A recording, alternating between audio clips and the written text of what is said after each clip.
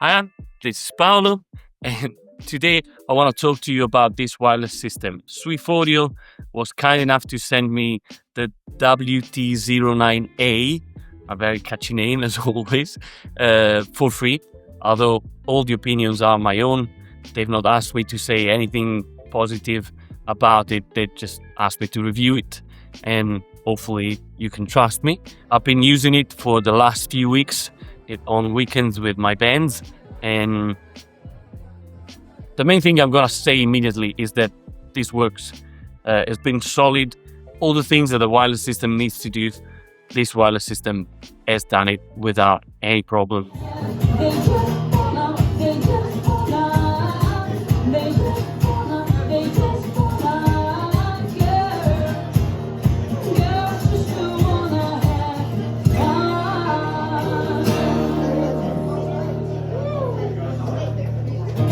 Swiff Audio says that this will cover 100 feet. I've not tested that. I don't play on stages that are that big.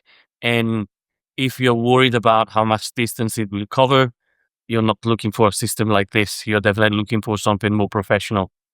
But if you play medium, small stages, environment that are not too busy with wireless systems, this will be fine. So if you're playing with your function band, if you're practicing at home, this will be great. One thing that I'm going to say up front, this is a system that still works on the 2.4 gigahertz band that unfortunately is a little busy, but so far in all my tests, even with bands that are fairly busy with wireless, this has not had any problem. For example, last week I was playing in a function band, and the iPad for the sound engineer stopped working because there was too much wireless interference, but this one kept working fine. So good job to Swiff Audio. In fact, to mitigate that, one of the best feature, it has an automatic frequency scan.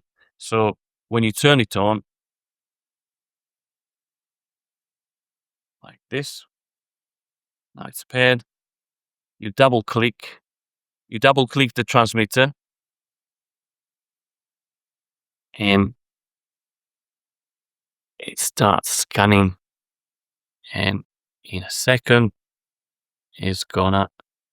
both are gonna turn green, and then you're golden.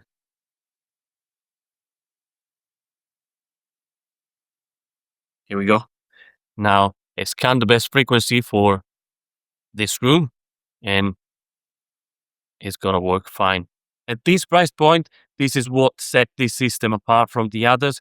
All other systems that have multiple frequencies don't have automatic scanning. You will have to manually change the band on both the transmitter and the receiver.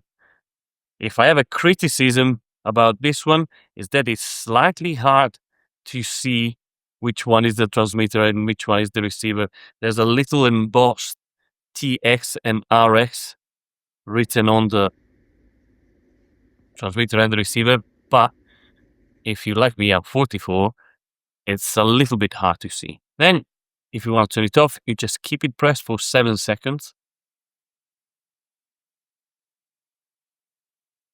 Takes a while, but that will make sure that you will not accidentally turn it off, like by leaning on it while you're playing or anything like that.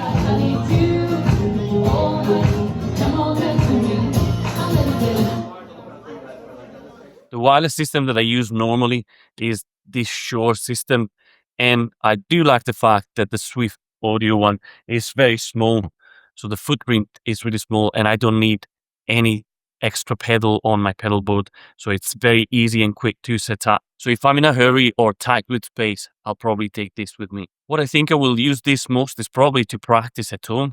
It's really handy not to have a cable, and it's really handy to have a wireless system that will let me go and boil the kettle when I need to, when I'm in between practice sessions. And it has a 4 hours battery, and I can confirm it lasts at least 4 hours, if not more. I think I played more a few days than that, and this was able to keep up with me. So great job.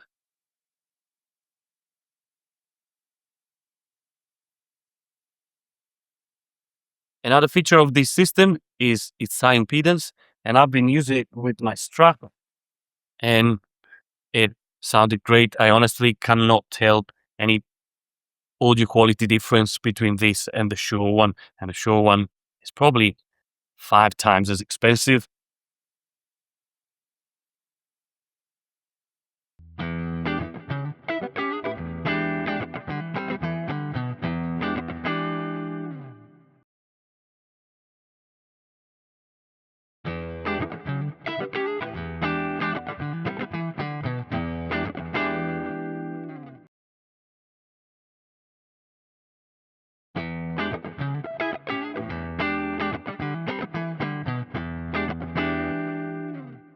This is not cheap.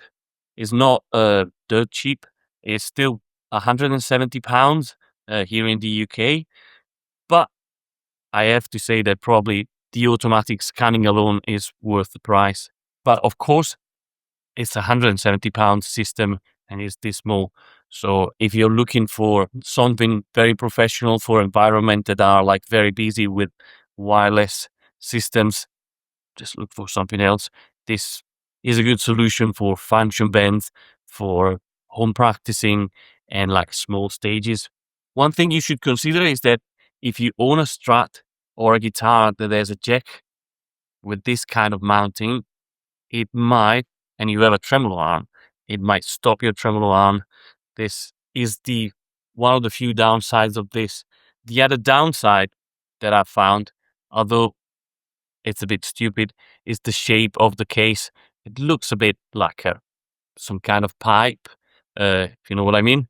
So I would prefer something different, because I've been a little bit embarrassed when this was outside while doing sound check, and I didn't care for people to see this.